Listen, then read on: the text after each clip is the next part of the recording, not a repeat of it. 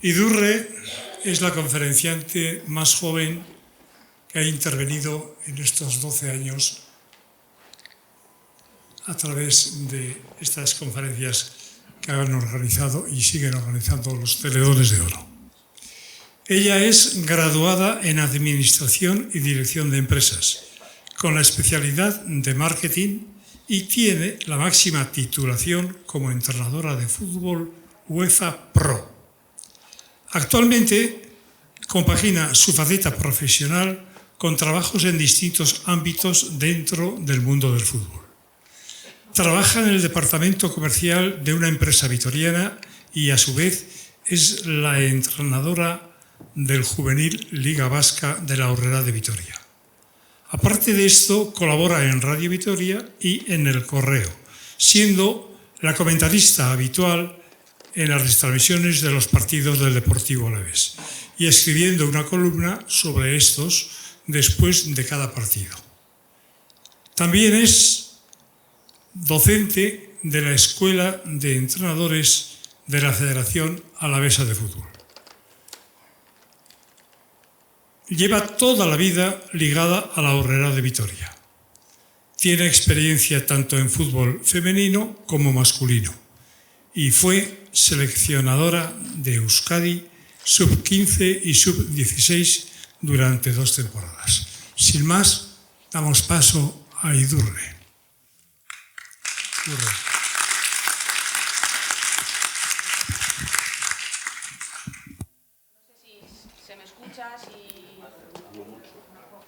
Micro, ¿así mejor?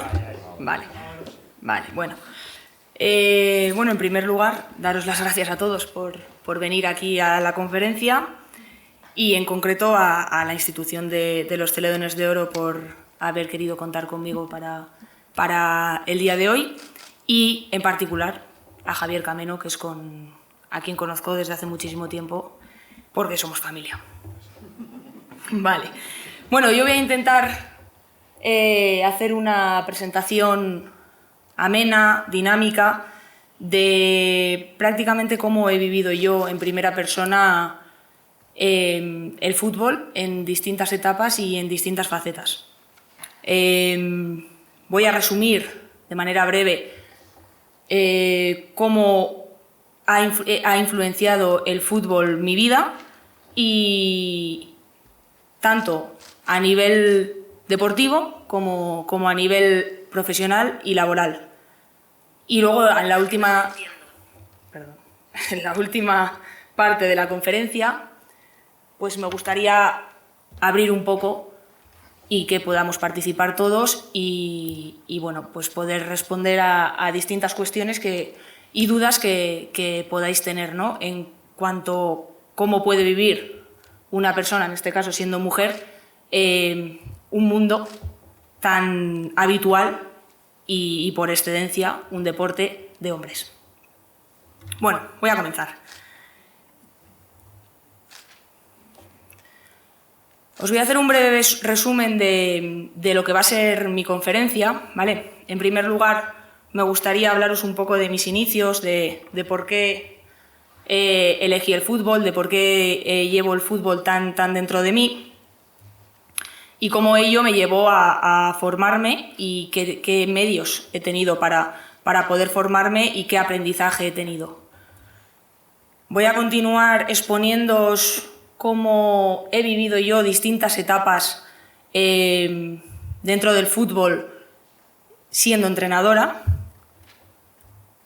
y voy a terminar exponiendo un poco cuál es la actualidad del fútbol femenino de manera global, porque tampoco quiero entrar mucho en ello, y cuál es el punto de vista que yo tengo, y me gustaría daros un punto de vista que probablemente será bastante distinto al que muchos de vosotros creéis y veis día a día en la calle, en la prensa y en distintos medios de comunicación.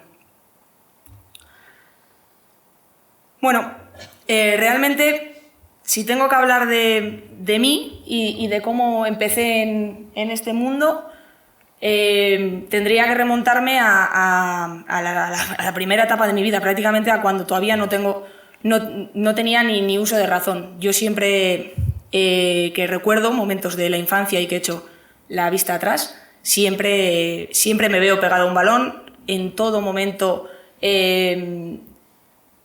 La única manera en la que yo encontraba diversión en mi vida era jugando a fútbol y es que prácticamente mis primeros recuerdos futbolísticos, mira, por un lado tengo un recuerdo de cuando yo iba con mi abuelo de pequeña al campo de Arambizcarra, cuando todavía era de arena, estaremos hablando de 1995-1996, a ver partidos del Preferente los domingos por la mañana. Y también tengo el primer recuerdo así vago que tengo en la cabeza, me viene un ascenso que tuvo el Alavés, un Alavés de Serrano, Leal y compañía, en Mendi. Creo recordar que fue frente al Rayo Vallecano, si no me equivoco, ¿verdad? 3-0. Pues ese es el primer recuerdo que tengo yo, que me puedo acordar de mi relación con el fútbol. ¿Y por qué os expongo esto? Porque a mí toda esta afición por el fútbol me viene de casa, me viene de familia.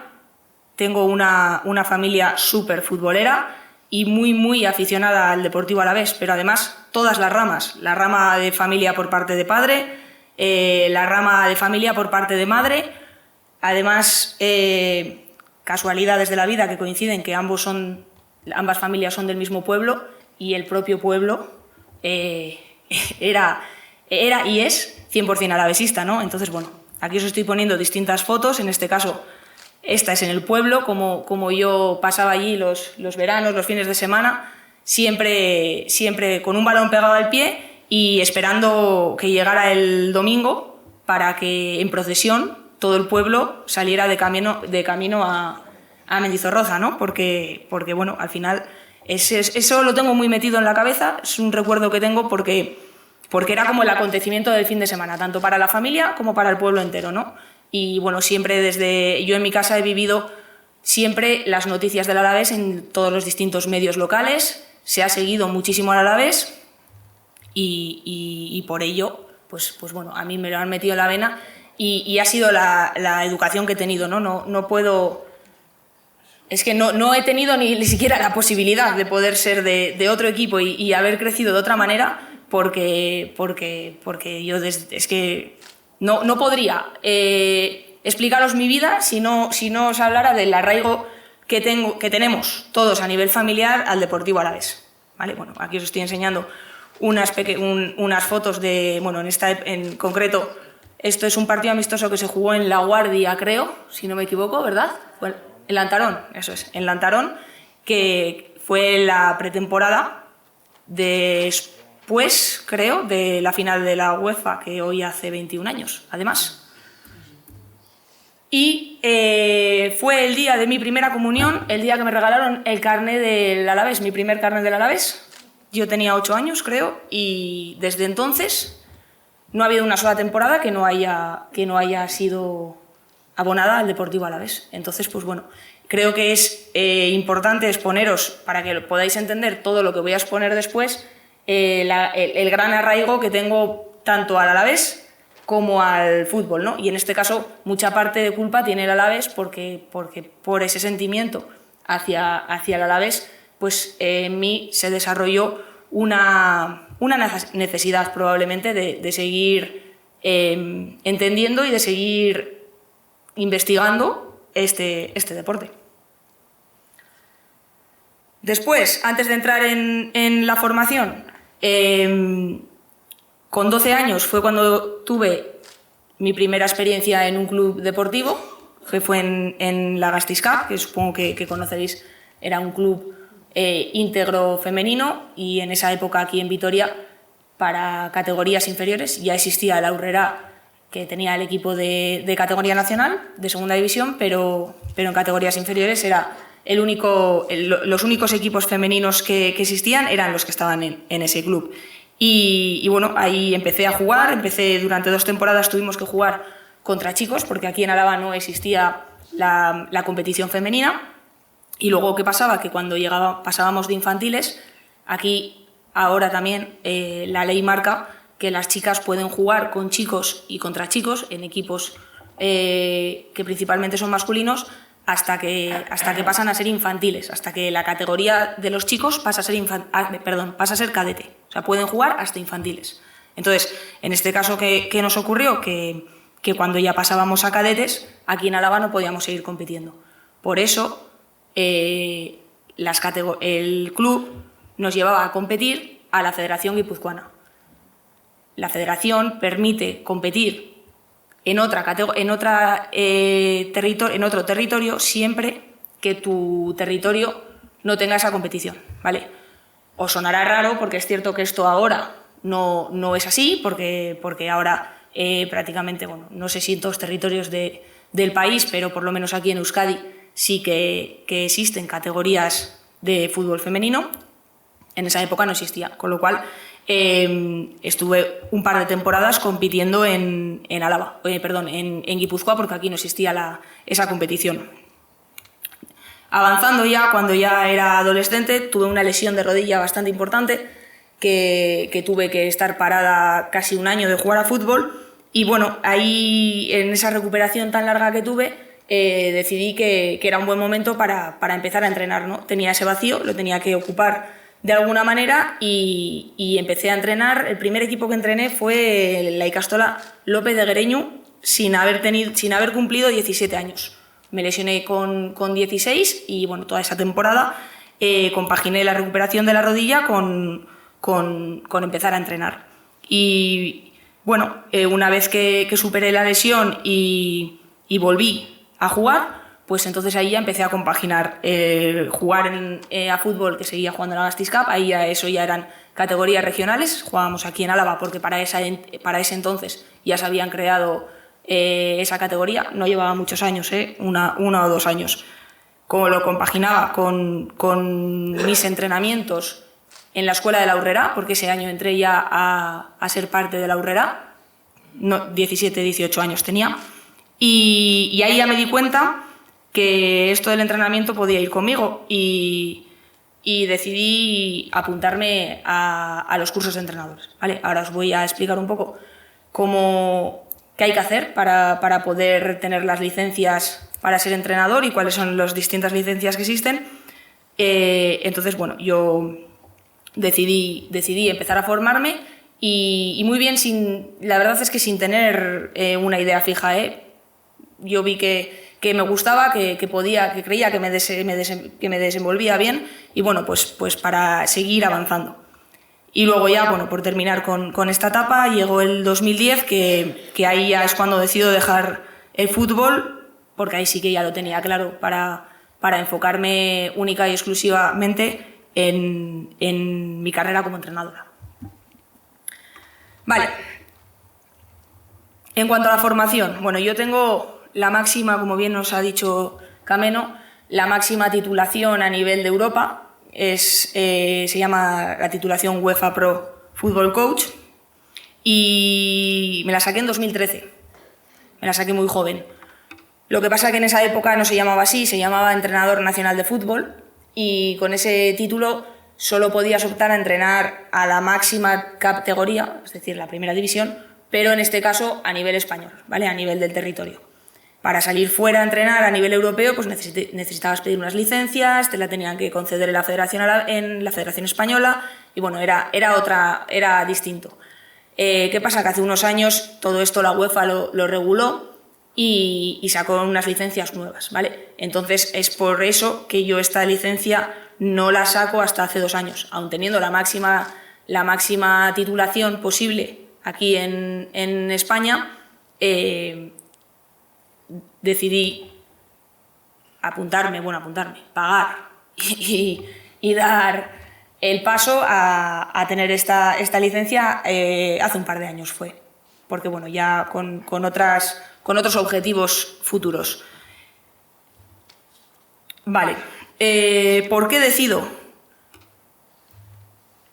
Pues mira, decido meterme en los cursos de entrenadores porque yo tenía una cosa muy clara. Estamos hablando de que yo tengo allí por el 2008-2009, ya empiezo a descubrir que yo quiero dedicarme a este mundo, al mundo del entrenamiento, y en esa época, si más adelante vamos a hablar de cómo es la situación actual de la mujer en el fútbol, pero imaginaros que si ya es complicada en esta época, en el 2022, imaginaos en el 2008, 2009, 2010, ¿no? Cuando todavía prácticamente el fútbol femenino no tenía cabida en ninguna red social, en ningún medio de comunicación. Entonces, bueno, yo tenía muy claro que la única manera de algún día poder tener alguna oportunidad era teniendo la máxima titulación, y que el no tener la máxima titulación no me cerrara puertas, ¿no? Yo no sé si el tenerlas me las habrá abierto o me las va a abrir. Eso no tengo la respuesta para eso. Pero lo que tenía muy claro es que lo que quería es que no me las cerrara, que iba a tener oportunidades. Iba a ser difícil que me dieran oportunidades y que era un mundo muy complicado. Entonces, en esa época yo me ponía a pensar y decía, no te puedes permitir no tener esta titulación porque sin esta titulación no vas a ir a ningún lado, sabiendo y siendo consciente de la dificultad que vas a tener por ser mujer, ¿eh? Que es una dificultad. O sea, he sido consciente a lo largo de toda mi carrera que eso es así y soy consciente hoy en día que eso va a seguir siendo así, por supuesto que sí. Entonces, bueno, yo me apunté, pues digo así, me apunté, que parece que estoy hablando de unos campamentos. Bueno, me inscribí a los cursos, y con dos objetivos. Uno, sacarme la máxima, obtener esa titulación, y dos, tener los máximos conocimientos posibles. Yo tenía muchísima curiosidad por descubrir todo lo que había detrás del fútbol y del juego, y me llamaba muchísimo la atención. Luego, ¿qué pasó? Que me metí en el primer nivel, y bueno, en esa época eran tres cursos, nivel 1, nivel 2, nivel 3, y me di cuenta que la realidad es un poco distinta una vez que te metes dentro de los cursos de entrenadores, y era mi primera toma de contacto. Y entonces, bueno, mientras lo cursaba yo me di cuenta que ahí no iba a tener la formación suficiente o la formación necesaria o los recursos que yo estaba buscando ese curso, y no me los iban a dar. Ahí no iba a encontrar esas herramientas. Entonces, visto que esa formación para mí iba a ser insuficiente, me enfoqué en intentar formarme por otras vías, ¿no? Siendo muy consciente de en todo momento y en todo el camino que he hecho, que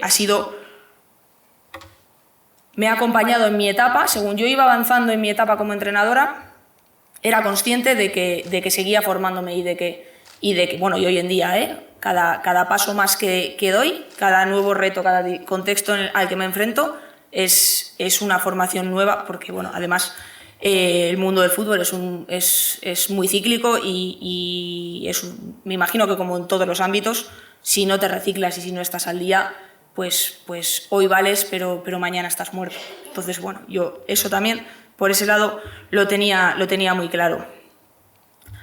¿Dónde he aprendido muchísimo? Y si yo hoy en día tengo que decir lo que sé, ¿dónde lo he aprendido? Pues ha sido en los contextos a los que me he enfrentado, las distintas experiencias que he tenido. Creo que he tenido suficientes y diversas experiencias como entrenadora, y ahora me estoy centrando solo en el ámbito de entrenadora, que me han dotado de muchísimos conocimientos y de muchísima manera de dirigir, muchísimas maneras de actuar, y todo esto me lo han dado. Pues bueno, al final tú, cuando te enfrentas a un club, eres parte de un club, vayas a un club o vayas a otro, eso ya es un cambio. Y a ese cambio, afrontar ese cambio y saber recoger cómo se vive el fútbol y cómo se trabaja en cada club, eso ya es experiencia y eso ya son conocimientos. Distintas categorías a las que te tienes que enfrentar, que te tienes que amoldar, tienes que conocer las categorías, tienes que conocer el juego de esas categorías, hay que conocer cómo juegan tus rivales, tienes que conocer cómo es tu propio equipo, cómo son tus jugadores, cómo son tus compañeros. Hay muchísima información, que de esa información lo que necesita es un análisis. Cada temporada necesita un análisis, y cada contexto que os acabo de exponer necesita un análisis. Y ese análisis te obliga a estar en una continua adaptación, ¿no? Y bueno, al final eso se convierte en tu mayor activo. que es el conocimiento. Y de todas las temporadas aprendes muchísimo y cada temporada es un mundo. Y ser consciente de que según tú vas avanzando, ese conocimiento se te va quedando en tu disco duro, pues bueno, al final son herramientas que vas dotando, ¿no? que vas dotando a ti misma. Yo me voy dotando de esas herramientas y por eso siempre, cuando acaba cada temporada, normalmente, a no ser de que acabe muy, muy agotada mentalmente, que alguna vez también se ha dado, siempre quiero enfocar la siguiente temporada con algo más.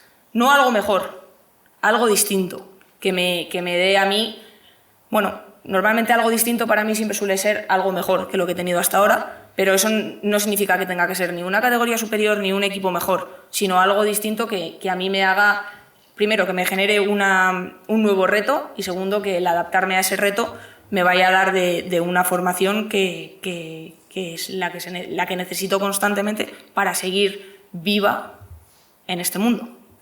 ¿Vale? Y bueno, y luego, en último lugar, el propio juego. Por suerte, a los que nos gusta el fútbol, estamos rodeados de fútbol, tenemos fútbol a todas horas en todos los lados. Entonces, bueno, identificar qué es lo que quieres aprender o qué es lo que quieres mejorar, identificar qué equipo lo hace, qué entrenadores lo hacen, qué libros tienes en los que puedas leer y documentarte, pues hoy en día todo este tipo de literatura está al alcance de todos, es muy fácil y de ahí también se aprende mucho y yo en concreto sí que os digo que he aprendido muchísimo desde este punto, de leer, de coger referencias, de tener entrenadores referentes, maneras y estructuras, modelos de juego referentes y luego ser capaz tú de aplicarlo a tu equipo, no cogerlo tal como lo has visto, sino trasladarlo por un proceso tuyo de adaptación a donde tú lo tienes que aplicar después. Bueno, ahora he resumido un poco mi experiencia como entrenadora en 3 etapas, ¿vale? Que considero que han sido muy distintas cada una y bueno, al final de cada una de ellas, por supuesto que me han servido a mí para saber lo que hoy en día sé y poder desenvolverme en el ámbito de entrenadora como me desenvuelvo. Y la primera de ellas fue el equipo de Segunda División Nacional de la Aurrera de Vitoria, ¿vale? Y es una etapa de mi vida que la recuerdo con muchísimo cariño, no solo porque fue la primera, sino porque fuimos capaces, o se dio la suerte así, de que hicimos una temporada casi redonda, se puede decir. Tuvimos números récord para el club y la verdad es que es una temporada donde nadie apostaba nada por nosotros, porque se dio la casualidad que en este equipo, bueno, la Aurrera, supongo que sabréis que es un histórico del fútbol femenino aquí en Álava, ha tenido durante muchísimos años un equipo en segunda división, hasta que se han remodelado las categorías, ha tenido el equipo en segunda división y ha sido un referente en fútbol femenino a nivel de Euskadi, no solo a nivel de Álava. Y en este caso supongo que os sonará, por ejemplo, el nombre de Yulema Corres. Quiero pensar que os puede sonar. Pues bueno, es una jugadora que salió del club y doy su nombre porque justo en el momento que entramos nosotros el equipo sufrió un cambio muy grande.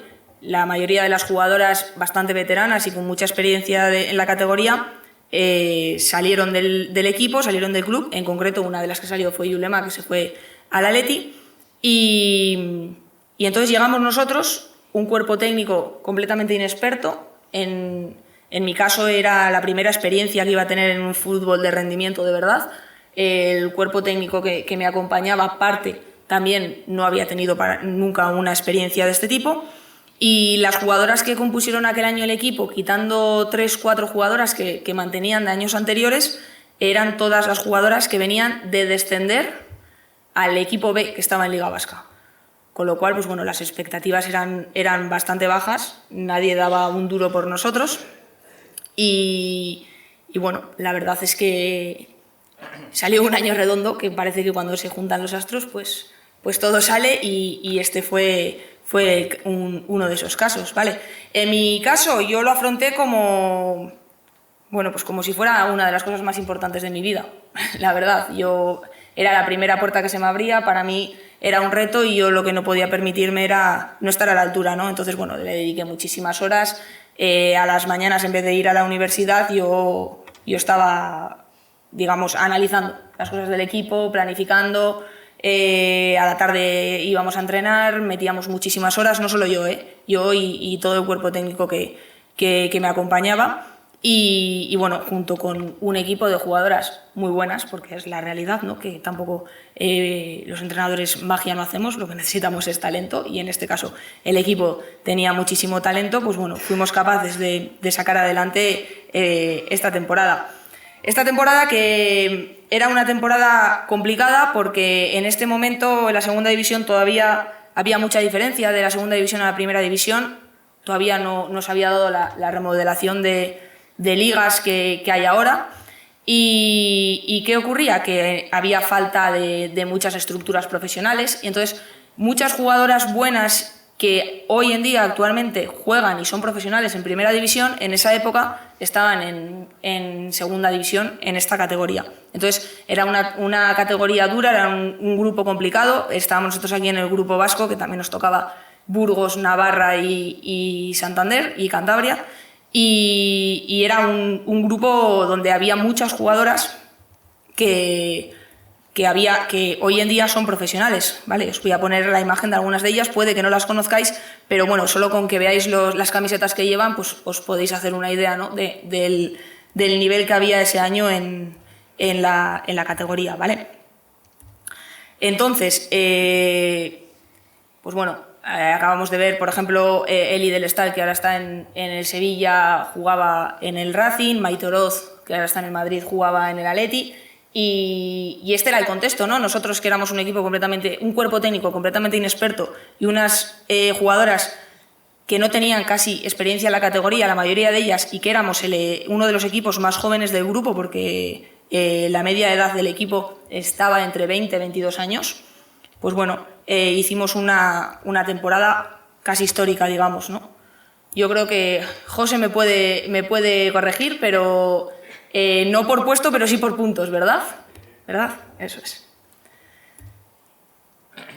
Vale, después de esto, después de esta etapa de segunda división, pasé a la selección de Euskadi. Di un cambio bastante brusco en mi carrera, porque bueno, era algo completamente distinto, de llevar un equipo y dirigir un equipo semana tras semana, día tras día, partido tras partido, a enfrentarte a una situación de tener que seleccionar jugadoras, ir a verlas muchas horas en la carretera, y luego, con muy poquito tiempo, pues ser capaz de crear un equipo competitivo, ¿vale? Tenía 25 años. Si ya era joven cuando estaba en el Aurrera, bueno, pues cuando me metí en el mundo de la selección, con 25 años, yo tenía las expectativas muy altas. Yo salí del Aurrera habiendo hecho 2 temporadas. Bueno, la primera fue muy buena, la segunda, por supuesto, no fue tan buena como la primera, pero no fue mal tampoco. Entonces yo salí con las expectativas muy altas, y bueno, pues vi que la selección de Euskadi podía ser una oportunidad para mí, ¿no? Sin conocer mucho, simplemente por nombre. Parece que cuando te hablan de selección, pues que está por encima de entrenar a un club, ¿no? Yo tenía las expectativas muy altas. Mi objetivo era hacer buenas campañas, hacer buenos números, ir a los campeonatos. Ahí iba a haber mucha gente, gente importante de la Federación Española. Aparte, intentar, al final, cuando tienes que seleccionar, tienes que tener mucha relación con los clubes, con directores deportivos. Bueno, al final yo lo que buscaba era que esto podía ser para mí un trampolín, ¿no? Yo venía de entrenar en segunda división, y aquí en Vitoria no tenía nada que yo viera que podría, sí, que me iba a hacer seguir avanzando. Entonces, afronté este reto un poco con esa intención, con la intención de que me ayudara a alzarme y alzar mi carrera. ¿Qué me encontré? Pues me encontré que un proceso muy duro y muy complicado, porque de venir de trabajar todo con un cuerpo técnico diario a tener que ir cada sábado tú sola a distintos puntos de Euskadi a ver jugadoras, comerte 60 o 80 kilómetros de coche de ida más los de vuelta, y igual a la jugadora que has ido a ver pues no ha jugado, o ha jugado 20 minutos, o ese día tenía comunión. Sí, puede ser, perfectamente. Entonces, pues bueno, no era lo que yo estaba acostumbrada. Si a eso le sumamos que teníamos muy pocos recursos, la realidad es que la Federación de Euskadi nos daba muy pocos recursos, teníamos que preparar un campeonato en el que, por supuesto, se nos exigía resultados y se nos exigía ganar, con 5 entrenamientos, 4 más 1 el propio fin de semana, la propia semana de la competición, y con muy pocos recursos. O sea, cuando os hablo de pocos recursos, balones justos para entrenar, chinos justos para entrenar, la ropa a veces con agujeros, no os estoy exagerando, de verdad, y bueno, pues este chándal que más o menos que veis que llevo puesto, que era de lo más decente que teníamos, había que devolverlo después del campeonato. O sea, que yo en mi casa solo tengo de la selección de Euskadi un pin y una ventosa de esas que se cuelgan en la ventanilla del coche. Es lo único que tengo. Y bueno, es cierto que yo estuve también en categorías, al final estos son categorías bajas. Yo estuve un año en la sub-16 y un año en la sub-15 y, insisto, esto ya estamos hablando del 2018-2019, pero en esa época todavía el fútbol femenino no había vivido el auge que está viviendo estas últimas temporadas. Entonces, en esas categorías todavía había muchas jugadoras que no estaban en estructuras de clubes profesionales. Había muchas jugadoras que después, para la sub-18, después de haber pasado de la sub-16, ya estaban en el foco de Atleti, Eibar, Real, de clubes importantes, y entonces ya para la sub-18 ya pasaban a ser jugadoras de esas estructuras, pero en categorías más bajas todavía no estaban, ¿no? Entonces, pues bueno, al final tú tenías que hacer una selección pues con una jugadora del Beasain, con una jugadora de Azpeitia, con una jugadora de Basauri, con una de Vitoria, con una de Donosti, con una de Bizkerre de Guecho.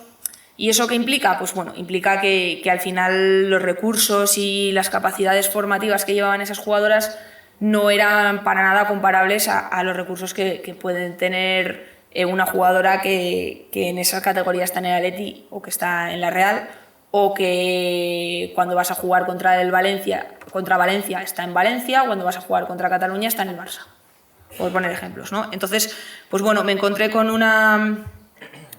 una situación que para mí me chocó y no era la que yo me esperaba. Entonces, después de ese primer año, decido seguir un año más en la selección de Euskadi, pero en este caso decido compaginarlo con un equipo. Al tener licencia en la selección de Euskadi, yo no podía tener licencia en un equipo de rendimiento de cadetes para arriba.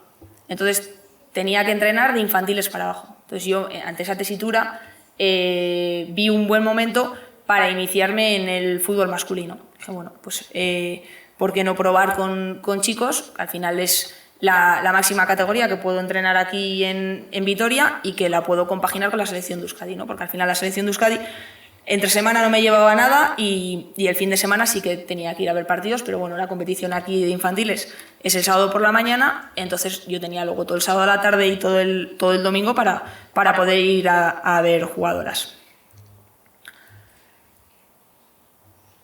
Y bueno, al final, ¿cuál es la realidad de todo esto? Pues que tras 2 temporadas donde no estuve nada cómoda con la función que estaba desempeñando, la última fase teníamos que ganar contra Cataluña, que era la mejor selección una de las mejores selecciones a nivel estatal para poder llegar a la fase final, cosa que no hicimos, y entre ya el proceso que no estaba siendo bueno para mí y esa fase fue a nivel emocional bastante dura y la gestioné bastante mal, la realidad es que volví con ninguna gana de seguir entrenando y con ninguna gana de seguir enfocando mi carrera en el fútbol.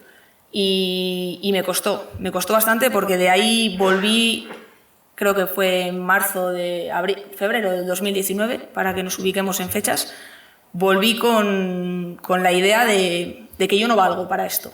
Se me hizo muy duro todo el proceso y eso ya terminó de rematarme.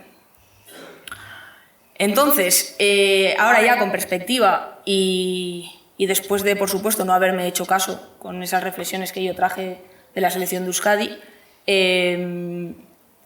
me ha servido para darme cuenta que en la vida, como en todo, en el fútbol también, hay que tener los pies en el suelo y hay que ir etapa a etapa y poco a poco aprovechando cada oportunidad que te dan sin querer anticiparte a nada, ¿no? Yo creo que al final es cierto que no fue un proceso fácil y que no nos pusieron ninguna facilidad, más bien me atrevería a decir que nos tiraron muchas piedras encima, pero probablemente el aprendizaje que he sacado de todo esto es que no lo afronté de la manera que lo tendría que haber afrontado y no me llevé la formación y el conocimiento que me hubiera llevado si lo hubiera afrontado de otra manera.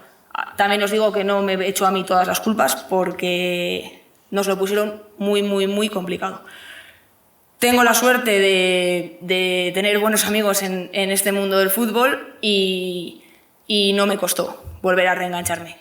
Aquí terminamos en febrero y yo ya a final de temporada tenía ya un equipo cerrado para el año que viene en el Aurrera. Entonces, por ese lado, la verdad es que no tengo más que palabras de agradecimiento siempre al Aurrera, eso por supuesto. Y ahí es donde, compaginándolo con la selección de Euskadi, empecé a entrar en el mundo del fútbol masculino y después, a la temporada siguiente de terminar la selección de Euskadi y después de 3 meses con la decisión tomada de que iba a dejar de entrenar, pues bueno, volví a encontrar un reto que me volvió a ilusionar. Y entonces a la temporada siguiente volví a la Aurrera y compaginé un equipo infantil de chicos, infantil de primer año, de fútbol formativo, con el juvenil nacional, que era el juvenil en esa época de la Aurrera, y yo iba de segunda, ¿vale? Yo, bueno, tenía muy claro que quería seguir avanzando y que probablemente se me estaba abriendo una puerta en el fútbol masculino y necesitaba conocerlo, porque llevaba muchos años que no lo conocía. Entonces, quería volver a llevar un equipo de inicio, un equipo normal y corriente, con su pretemporada, con su proceso, con su gestión, y ahí es por lo que decidí coger el infantil y a su vez se me dio la oportunidad de estar en este caso con mi compañero Unai en el juvenil nacional, y eso es lo que a mí me iba a dotar de conocimiento de esas categorías para poder seguir avanzando. Y bueno, así fue.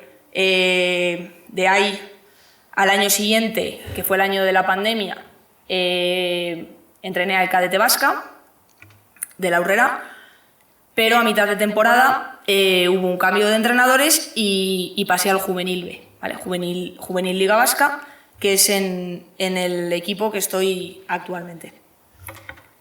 Hasta aquí puedo leer, porque ¿qué va a pasar la temporada que viene? Todavía no lo sé. Eso espero seguro que si sigo será algo que para mí sea un reto y que me vaya a dotar de algo que hasta ahora no he tenido a lo largo de todas estas etapas. Vale. Y bueno, y para terminar con esta parte de la charla, de cómo me ha ido a mí en los banquillos, os quería lanzar, bueno, os voy a una reflexión, ¿no? Y en primera persona, por supuesto, sobre... es algo que me preguntan mucho y que llama mucho la atención, joder, qué diferente tiene que ser, ¿no? Entrenar a chicas que entrenar a chicos. Pues mira, yo si os digo la verdad, no he visto dónde está esa diferencia. Porque cada persona es un mundo, sea chico o sea chica, y cada grupo es un mundo, sea un grupo de chicos o sea un grupo de chicas. Entonces, al final, enfrentarte a gestionar un grupo humano siempre tiene sus particularidades y sus peculiaridades, indistintamente del género del cual sea el grupo. Entonces, yo siempre digo lo mismo, no soy capaz de decir o exponer cuál es la diferencia entre un grupo de chicos y un grupo de chicas o dónde están las diferencias porque no las sé y no las he encontrado. Y tampoco es que me pare a buscarlas, evidentemente, pero no sé, igual viene otra persona aquí con las mismas experiencias que yo y os dice otra cosa. Pero yo, desde luego, que no he encontrado estas diferencias y es algo que me llama mucho la atención, que la gente siempre se piensa que sí, la verdad. Bueno, vamos a cambiar un poco, vamos a darle un giro a la charla, a la conferencia, y vamos a entrar un poco en el mundo del fútbol femenino, ¿vale? No quería enfocar la conferencia mucho en este ámbito y os voy a decir por qué. Estoy muy liada últimamente, tengo mucho fútbol en mi vida y no es fútbol femenino lo que tengo en mi vida hoy en día. Entonces, sigo el fútbol femenino, pero no lo sigo como lo seguía hace 10 años, cuando sí era parte del fútbol femenino. Entonces, soy muy consciente y, por supuesto, os voy a exponer ahora de muchas de las claves por las cuales vivimos el fútbol femenino como lo estamos viviendo hoy en día, pero en concreto el fútbol del territorio, el fútbol de Álava, el fútbol de Euskadi, más allá de lo que es la primera división, en este caso la primera división Iberdrola, no es algo que sea parte de mi día a día, por lo que por eso no quería enfocar esta conferencia única y exclusivamente a hablar del fútbol femenino. Bueno, me imagino que no será noticia para ninguno de vosotros que el fútbol femenino hoy en día está en auge, ¿no? Hace 5 años yo creo que nadie, el que no conocía el fútbol femenino por amigos, amigas, familia, pues probablemente no sabía ni que existía, ni que también se podía jugar a fútbol, ni que había competiciones. Hoy en día yo creo que todos somos conscientes, seamos más aficionados o menos aficionados, porque bueno, tienen su hueco en prensa, tienen su hueco en redes sociales, tienen su hueco en medios de comunicación y bueno, y se están viendo además. Bueno, vamos a ir viéndolo. Uno del porqué del auge del fútbol femenino es porque ha entrado el dinero, ni más ni menos. Han entrado patrocinadores bastante potentes que han hecho que se pueda invertir en el fútbol femenino, que se haya invertido y el principal, ¿no? Y el que todo nos viene a la mente es Iberdrola, dándole nombre a las principales ligas femeninas del país. También aquí podemos añadir a la Federación Española, que mediante también el obtener más y nuevos sponsors, pues bueno, iba a decir que se le está dando un nuevo lugar a la Supercopa y a la Copa de la Reina, pero no lo voy a decir porque la Copa de la Reina este año la han vuelto a gestionar horriblemente y la Supercopa han estado en procesos de querer llevarla a países árabes donde los derechos de las mujeres están bastante coartados. Entonces, ese apartado me lo voy a guardar. Otra de las cosas por las que el fútbol femenino está en crecimiento es porque han entrado estructuras profesionales importantes. Hace 5 años, como bien os he contado, cuando yo estaba en la selección de Euskadi, no había muchos... pues, por ejemplo, el Eibar no tenía equipo en primera división, el Alavés no tenía equipo en primera división, había muchos equipos referentes en provincias que no eran los equipos masculinos de primera división y que hayan entrado estos clubes y estas estructuras profesionales pues han dotado al fútbol femenino de mayores recursos y al final cuando hay mayores recursos se hacen mejor las cosas y si se hacen mejor las cosas y se les da visibilidad se puede vender. Por poner 2 ejemplos, la entrada, aquí todos conocemos, la entrada de las gloriosas en el Alavés o la entrada del Real Madrid en el fútbol femenino, que también ha sido muy sonado porque ha sido uno de los últimos clubes que han desarrollado esa sección. Importante también la cobertura que les han dado los medios de comunicación. Es evidente que ahora ponemos la tele y se puede escuchar hablar de fútbol femenino, tanto medios nacionales como medios locales. Aquí en concreto se le ha dado mucha cobertura este año, por poner un ejemplo, a las gloriosas, ¿no? con la gran temporada que han hecho, y ya no nos sorprende cuando vemos portadas de prensa con éxitos conseguidos por jugadoras y equipos femeninos. Y aquí sí que, por hacer una crítica, el mundo de la televisión. Este año la primera división femenina, la Iberdrola, no ha tenido televisión porque no han sido capaces de ponerse de acuerdo, de llegar a un acuerdo y de cerrar un contrato y un convenio, ¿no? Y eso, al final ha sido una inversión y un dinero que los clubes han dejado de tener. Y ha sido todo, que no han sido capaces de cerrar esos derechos televisivos. Yo no me creo que el fútbol femenino no vende, porque cuando el fútbol femenino se televisa, la gente responde y las audiencias ahí están, y son datos y son números a los que podemos llegar todos, ¿no? Y cuando se le ha dado cobertura y se ha apostado por ello, la gente ha respondido.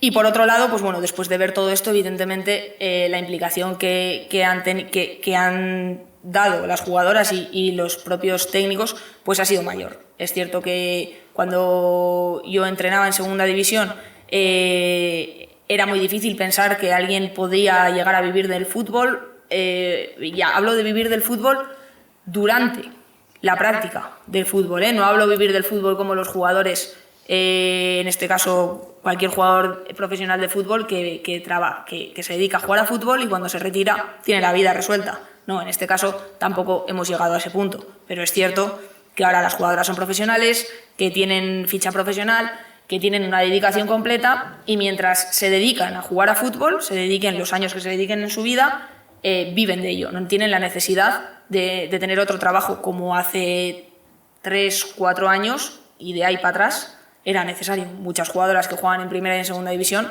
necesitaban trabajar para poder vivir, porque del fútbol no se podía vivir en esa época. Y todo esto os hablo del fútbol femenino, pero el fútbol femenino... espera, que me estoy adelantando. Ejemplos de todo esto que os he contado. El Barça ha roto 2 récords mundiales llenando el Camp Nou hace 2 meses. El primer récord mundial lo tenía la selección de Estados Unidos, allí en su país, en una final, 60 y pico mil personas en un estadio, y el Barça lo rompió metiendo a más de 90.000 personas en las cuartos de final de Champions contra el Madrid en el Camp Nou. Pero es que a las 3-4 semanas lo volvió a romper su propio récord, metiendo 91.648 personas en el Camp Nou frente al Wolfsburgo en las semifinales de Champions. Otro ejemplo es que una jugadora española ha sido en este año 2021 galardonada Balón de Oro. Yo creo que si hoy os hablo de Alexia Putellas, todo el mundo sabéis quién es Alexia Putellas, y si no sabéis quién es, por lo menos habéis escuchado su nombre alguna vez. Y otro ejemplo es que por primera vez en la historia, el año pasado también, un equipo español ganó la Champions femenina. Y diréis, ¿es del Barça? No es que sea del Barça. Es que el Barça es el equipo que mejor ha trabajado el fútbol femenino a lo largo de los últimos 10 años, y ahí está el reflejo y el resultado. Y todo esto que os hablo del fútbol femenino. ¿Quiénes son las protagonistas? Evidentemente, las jugadoras. Pero en el fútbol femenino hay muchos más puestos que cubrir, ¿no? Están los puestos técnicos, están los puestos de dirección, están todo el trabajo de todos los profesionales que desempeñan fuera del campo, ¿no? Las que no salen a jugar en este caso. Bueno, os voy a poner un ejemplo y voy a pasar por encima un poco. De este año en la primera Iberdrola hay 16 equipos Y estas son las entrenadoras que hay en Primera División. Esta es Iraye Iturregui, que es entrenadora del Atleti, Monforte, que es entrenadora del Villarreal, Natalia Arroyo, que es entrenadora de la Real Sociedad, Andrea Esteban, del Valencia. Estas son 4 entrenadoras que han iniciado y han terminado la temporada estando en los equipos que han entrenado. ¿Vale? María Pri vino al Madrid en el mercado de invierno y Ana, la entrenadora del Eibar, no terminó la temporada. 6 entrenadoras en 16 equipos. Está normalizado, porque a que no os sorprende que os diga que haya una entrenadora entrenando a un equipo femenino. A que eso parece que se ve bien, eso está normalizado, no llama la atención. Pero si le damos la vuelta, solo 6 mujeres entrenando en 16 equipos, eso ya no está tan normalizado. Y si le damos todavía más la vuelta, porque entonces son 10 chicos o 10 señores entrenando de 16 equipos. Y en fútbol más femenino. ¿Y en fútbol masculino? ¿Cuántos? ¿En primera? ¿En segunda? ¿En primera red? ¿En segunda red? ¿En tercera red? y si seguimos así, pues hasta infantiles casi.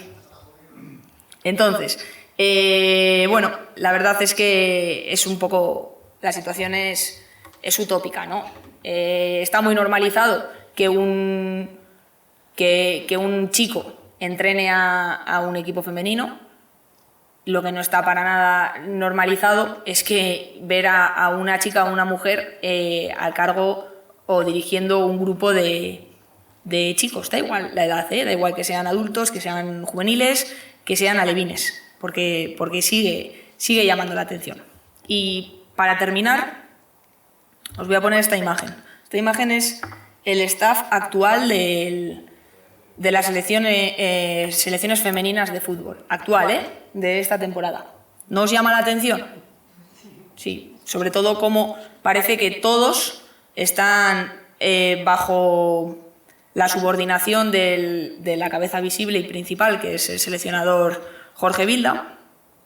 Y bueno, por destacar, hay 3 mujeres en todo el staff.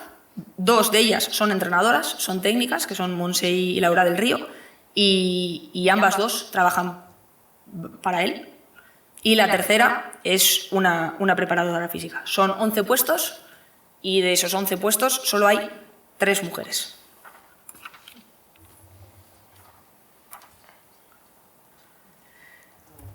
Bueno, y con esto pues voy a dar por finalizada la conferencia. Nada, simplemente una reflexión final. Hay mucho camino por delante. Es cierto que en los últimos años se ha avanzado y se ha acortado la diferencia, ¿no? Pero eso no quita que no quede muchísimo por hacer o que no se haya hecho nada comparado con todo lo que se debe hacer. Y creo que no deberíamos de confundir, y que sería un error por nuestra parte, confundir el fútbol femenino y el auge que ha tenido en estos últimos años con una rotura de techo de cristal, porque no es así. Que el fútbol femenino haya avanzado y que se sepa más y que tenga más visibilidad no significa que la situación de la mujer dentro del fútbol, sobre todo fuera de lo que es ser jugadora, haya cambiado, porque para nada. Incluso en el propio fútbol femenino todavía hay un techo de cristal muy, muy, muy, muy grande y que nos va a costar mucho trabajo y muchos años poder romperlo. Y nada, yo os lanzo para terminar una pregunta en modo de reflexión. ¿Por qué ligamos siempre cuando vemos a alguien, una mujer, una chica entrenando? ¿Por qué siempre ligamos? ¿Tú que entrenas a fútbol? Sí. ¿Qué entrenas a chicas? ¿Por qué siempre damos por hecho que cuando una mujer es entrenadora solo puede ser entrenadora del fútbol femenino.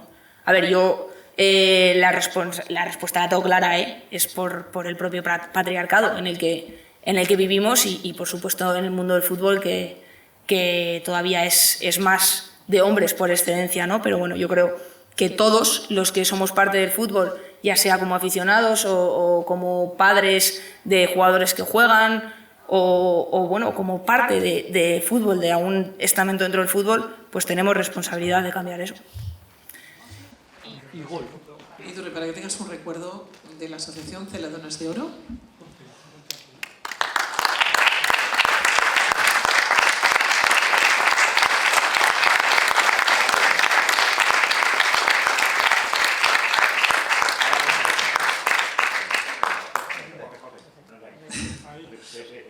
Bueno, formas parte, a partir de ahora, de esta Asociación Celadonas de Oro. Te esperamos ver por aquí, en el Darama, mi esker, etortzeagatik.